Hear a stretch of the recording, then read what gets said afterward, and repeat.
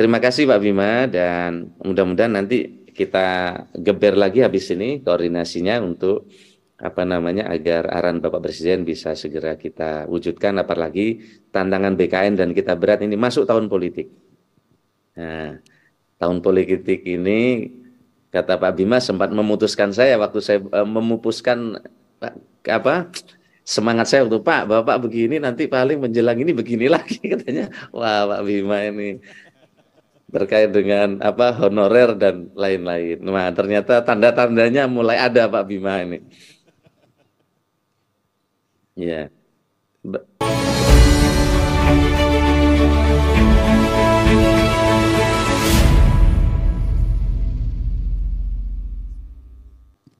Baik, terima kasih. Selamat pagi, salam sejahtera buat kita semua. Om Swastiastu, Namo Buddhaya, salam kebajikan. Yang saya hormati Pak Bima, Kepala BKN, dan seluruh teman-teman yang hadir pada kesempatan ini, para bupati, kepala daerah, khususnya yang saya banggakan Kang Emil, Gubernur Jawa Barat, dan seluruh teman-teman dari para Kanrek, Kepala BKN di seluruh Indonesia yang hadir pada kesempatan ini, Kepala LAN, Kepala ANRI, para Sekjen, Paguyuban, dan Kementerian Lembaga yang hadir pada kesempatan ini, dan seluruh hadirin yang mohon maaf tidak saya sebut satu persatu. Dan Alhamdulillah tadi yang kita banggakan, kita hormati Bapak Wakil Presiden telah memberikan arahan kepada kita sebagai panduan dari kegiatan ini dan reformasi birokrasi yang terus menjadi agenda kita. Nah, Ibu dan saya hormati, saya ucapkan selamat kepada teman-teman BKN yang hari ini menggelar rakor dalam rangka koordinasi dan juga pemantapan berbagai program yang ada di BKN. Ibu dan saya hormati, di berbagai kesempatan saya sering menyampaikan arahan Bapak Presiden. Bagaimana birokrasi ini berdampak. Kita tidak boleh lagi terjebak di dalam kesibukan yang rutinitas. Tadi yang makro sudah disampaikan oleh Pak Kepala dan juga oleh arahan sebelumnya. Sekarang saya ingin fokus yang lebih menukik yang ke bawah kepada teman-teman, seluruh teman-teman yang hadir. Kita harus bekerja lebih berdampak. Hari ini kita menggelar Rakornas, tentu biayanya besar yang dikeluarkan. Tenaga teman-teman untuk datang ke Bandung juga besar, waktu dan tenaga dihabiskan. Nah, kira-kira dampak dari Rakornas ini apa? Ini penting. Rekomendasi teknisnya apa? Siapa mengerjakan apa di Rakornas ini menjadi penting. Sehingga arahan Pak Presiden bahwa pertemuan kita bukan rutinitas, bukan tumpukan kertas, ini bisa kita jawab. Dan ke depan harapan Presiden kita terus harus lancar. Saya berterima kasih kepada teman-teman BKN. Triwulan pertama, target kita, saya dan BKN sebagai arahan Bapak Presiden, untuk melakukan beberapa langkah percepatan dan memangkas proses bisnis, mulai dirasakan. Tetapi masih banyak ke depan yang proses bisnis kita mesti kita pangkas, sehingga apa yang kita kerjakan terus akan berdampak. Waktu itu saya sering sampaikan kepada teman-teman, sebelum matahari terbenam, proses bisnis layanan kebagian harus kita pangkas. Alhamdulillah sekarang dari 11 proses bisnis menjadi 3. Tapi ini tidak cukup dengan dari 11 menjadi 3. Bapak Ibu terus harus monef di bawah. Apakah betul ini telah berjalan dengan baik? Problem-problem apa yang menyebabkan 3 proses bisnis ini tidak bisa berjalan? Sehingga proses bisnis lama ke yang baru ini jika ada kendala, tentu harus dijemput bola. Karena Indonesia ini sangat luas dan latar belakangnya juga berbeda-beda. Oleh karena itu, daerah-daerah penangkapannya terhadap kebijakan yang bagus pun belum tentu sama. Maka saya mengapresiasi kepada teman-teman BKN, Kanrek yang rela dan mau mewakafkan waktunya yang lebih untuk menjemput bola ke kabupaten kota yang belum pemahamannya sama, untuk dijemput, disiapin program khusus seperti line khusus, apakah Zoom, telepon kepada mereka semua. Ada kabupaten yang dijelaskan oleh Pak Bima sekali saja paham, tapi ada kabupaten yang perlu dijelaskan berkali-kali. Tentu ini kita perlakukan agak berbeda. Terutama teman-teman di daerah-daerah kawasan tertentu. Saya tidak sebut kawasan itu yang membutuhkan effort yang lebih dari kita semua. Saya yakin insya Allah kalau kita bukan hanya formalitas di dalam mengerjakan tugas, tapi melihat segmennya ini siapa. Mereka sudah paham belum? Bisa mengerjakan belum? Kalau ini bisa kita kerjakan, maka insya Allah saya kira ke depan akan bisa kita lakukan upaya optimalisasi dari pencapaian kinerja kita. Kemenpan RB sendiri telah membuat hari-hari agar mempermudah layanan bagi daerah-daerah, agar perjalanan dinas mereka tidak habis hanya untuk konsultasi ke Kemenpan RB.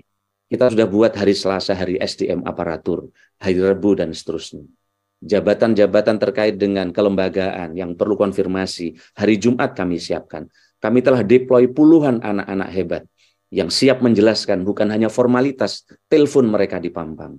Kami sudah siapkan kalau konsultasi jabatan fungsional, evaluasi kelas jabatan, standar kompetensi, dan seterusnya. Kami telah siapkan waktu dan nomor teleponnya.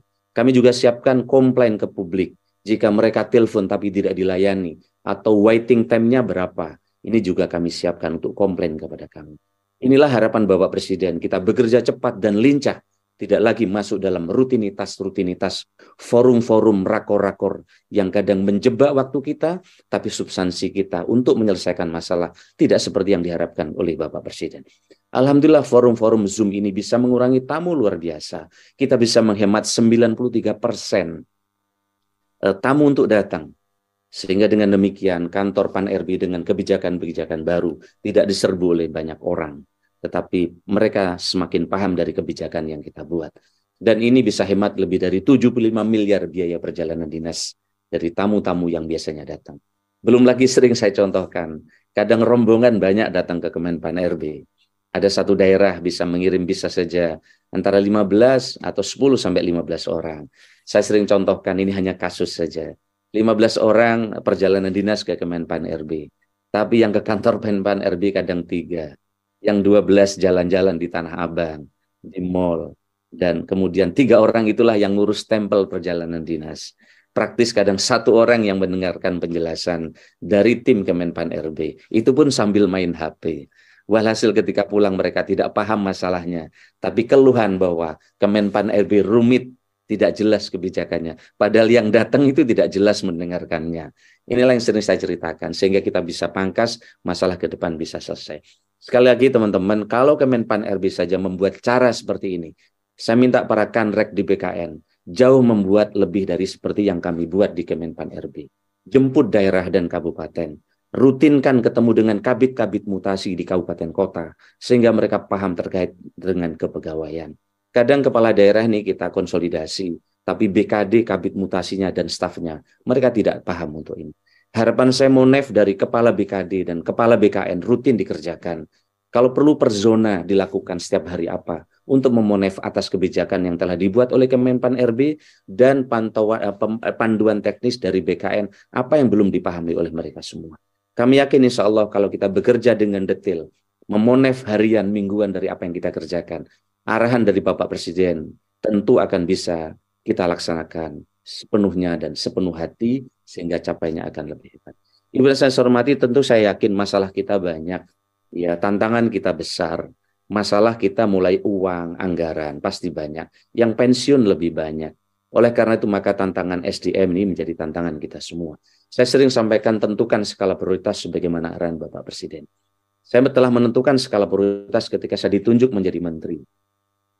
Tentu saya sering sampaikan, saya jadi menteri ini ke Pak Bima, ke berbagai forum tidak bosan-bosannya untuk menggambarkan betapa waktu itu menjadi penting bagi kita ketika kita mendapatkan tugas. Saya sering menganalogkan saya ini pemain bola. Saya tidak dari pemain dari babak pertama, tapi saya masuk di babak kedua. Itu pun di menit ke-13. Waktunya pendek, capaian yang diharapkan oleh Bapak Presiden banyak. Tapi saya yakin dan optimis ketika paguyuban ini kompak.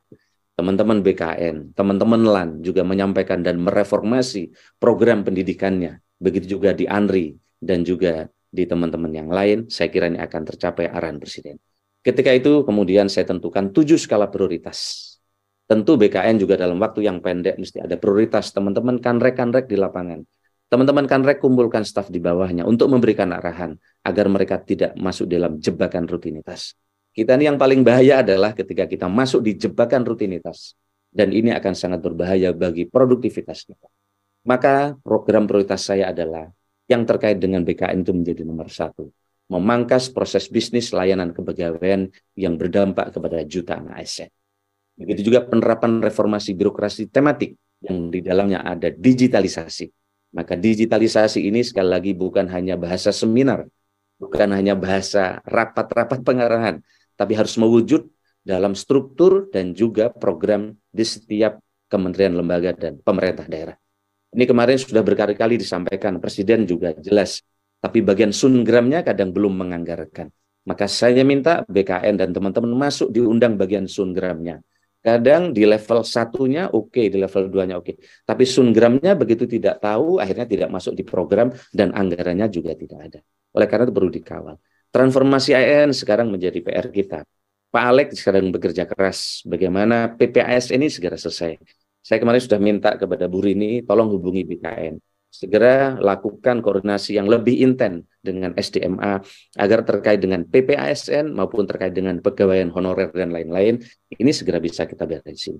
Termasuk dalam konteks digitalisasi arahan Presiden, saya sudah meminta dilakukan exercise, saya minta juga dengan BKN, kita akan rekrut ASN untuk talenta-talenta digital, termasuk juga di level cyber security, yang selama ini banyak diluluskan oleh BSSN tapi belum kita rekrut sebagaimana kebutuhan yang kita harapkan. Ini saya minta juga sesuai dengan arahan Bapak Presiden, ini segera bisa kita jabarkan. Begitu juga akselerasi MPP digital. MPP digital ini menjadi bagian penting karena selama ini MPP kita sepertinya digital, front end-nya digital, tapi back end kita untuk menuju ke SIA dan Dukcapil masih manual. Karena operator SIA masih harus melakukan untuk mengakselerasi, tidak bisa langsung detail secara real time dari MPP-MPP yang ada di Indonesia. Ini berat sekali kemarin kita tembus. Alhamdulillah dengan koordinasi tingkat tinggi dengan kementerian, dengan Pak Pratik dan berbagai pihak, akhirnya atas komitmen dari Pak Mendagri dan juga dengan teman-teman untuk menembus backbone data kependudukan secara real time, ini sudah bisa ditembus dengan beberapa aturan baru dan ini akan menjadi lompatan baru dan momentum baru karena data kependudukan adalah backbone. Kalau data kependudukannya beres dan kita sudah akan terbitkan identitas kependudukan digital, ini untuk 21 kabupaten kota. Tidak mungkin semua kabupaten kota langsung kita kerjakan karena kita butuh butuh contoh sehingga nanti replikasinya menjadi mudah. Insya Allah sekarang sudah terus berjalan, bergerak dari Deputi Yanlik bergerak dengan dibantu LNSW, dibantu Tony Blair Institute dan juga dibantu oleh Telkom dan Mandiri dan juga bersama kami ada Peruri. Kita sedang membentuk kelembagaan baru yang perpresnya insya Allah segera diteken oleh Bapak Presiden, tinggal satu ratas lagi yaitu Peruri menjadi wadah GovTech kita. Bukan Telkom, karena Telkom harus untung. Sementara Perum itu tidak harus untung, dan itu akan menjadi wadah GovTech kita, dan perpresnya sedang kita siapkan, dan mudah-mudahan dalam bulan ini akan diteken oleh Bapak Presiden. Sehingga dengan demikian, kita akan melompat, akan melibat gandakan capaian, salah satunya dengan digital. Saya sudah mendengar arahan dari banyak pihak, dan sudah mendengar dari ahli-ahli bagaimana transformasi di berbagai negara dikerjakan. Transformasi perusahaan dikerjakan. Tidak ada yang mampu melibat gandakan hasil kecuali dengan digitalisasi. Kami dengan dibantu oleh tim dari Tony Blair Institute yang berpengalaman di 35 negara melakukan transformasi digital, mereka ditempelkan ke kami di Kemenpan RB di Indonesia. Kita sedang beresin beberapa proses bisnis yang dalam rangka percepatan ini. Ibu dan Bapak saya hormati, tentu digitalisasi bukan berarti aplikasi. Saya sudah sampaikan ke Kemenpan RB dan semua kementerian lembaga, tidak boleh inovasi dengan satu aplikasi. Kita ingin menginteroperabilitaskan aplikasi-aplikasi yang ada. Kita juga belajar bagaimana di Inggris ternyata dulu ada 45.000 aplikasi. Kemarin saya bertemu dengan pemimpin di Inggris. Dan sekarang tinggal 75 aplikasi yang ada di Inggris. Kita ada 27 aplikasi. Ini adalah menjadi PR kita semua. Ibu dan saya hormati, saya tidak ingin menyampaikan materi-materi teknis tentang kepegawaian. Karena teman-teman BKN tentu sudah jauh lebih paham. Begitu juga teman LAN dan juga teman-teman dari paguyuban yang lain, para sekjen. Saya hanya minta bagaimana proses bisnis kita rubah.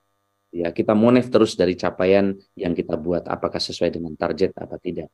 Sehingga dengan demikian, pekerjaan kita sekali lagi, berkali-kali saya sampaikan, tidak terjebak di rutinitas. Harapan saya Pak Bima memonef kepala BKN, kanrek-kanrek di daerah-daerah. Apakah mereka sudah jemput bola Pak Bima? Bapak izin saya titip untuk dicek kepada mereka. Kadang mereka semangat minggu ini, minggu berikutnya turun. Nah, kewajiban para atasan untuk mengingatkan kembali. Karena kita ini ya naik turun kadang, tergantung masalah yang ada di sekitar kita. Saya kira ini beberapa hal ya. Nanti Pak Alex jika memungkinkan nanti saya minta untuk juga memberi ada session untuk menjelaskan berbagi dengan kebijakan-kebijakan kita. Ibu dan Pak saya hormati, yang paling akhir kita sudah melakukan beberapa langkah di internal Kemenpan RB, sebagaimana arahan Pak Presiden. Harapan saya juga langkah-langkah perubahan mendasar ke dalam dikerjakan oleh tim paguyuban. PR kita Pak Bima dan teman-teman, saya kira kita akan beresin soal honorer dan atau non ASN sebelum 28 November. Nanti kita duduk lebih intens lagi, kita cari alternatif yang paling sedikit mudaratnya sesuai dengan arahan Pak Presiden untuk mencari jalan tengah. Begitu juga dengan teman-teman lain, insya Allah nanti kita ketemu di Indonesia. Saya akan siapkan oleh-oleh bagaimana di Inggris, di Estonia, dan ketemu dengan para pakar di Eropa terkait dengan digitalisasi di Uni Eropa, dan juga digitalisasi yang terjadi di Estonia sebagai negara yang menjadi contoh yang paling baik hari ini di Eropa, dan juga di beberapa negara lain. Harapan kami wacana untuk mendorong World Class ASN pada tahun 2024 ini menjadi nyata. Salah satunya kita mulai pemangkasan birokrasi ASN ini. Pak Alex juga dengan teman-teman dan juga BKN telah terus intens membahas bagaimana PPASN akan merangkum dari satu PPASN akan memangkas 1031 aturan yang sekarang sudah ada. Baik, saya kira ini nanti ada session berikutnya bisa Pak Alex, saya minta nanti untuk ngisi Pak Bima ya. Terima kasih, mudah-mudahan Pak Bima dengan acara ini arahan dari Bapak Presiden, harapan dari Pak Wapres bisa segera kita wujudkan, dan kekompakan teman-teman BKN perlu terus dijaga sehingga energinya akan membawa perubahan yang lebih dahsyat di masa yang akan datang. Terima kasih, kurang lebihnya saya mohon maaf. Selamat apa di sana pagi ya? Pagi, Bos. Siang. Baik. Selamat pagi. Santi Namo Buddhaya, salam kebajikan. Wallahul muwaffiq ila aqwamit thoriq. Wassalamualaikum warahmatullahi wabarakatuh.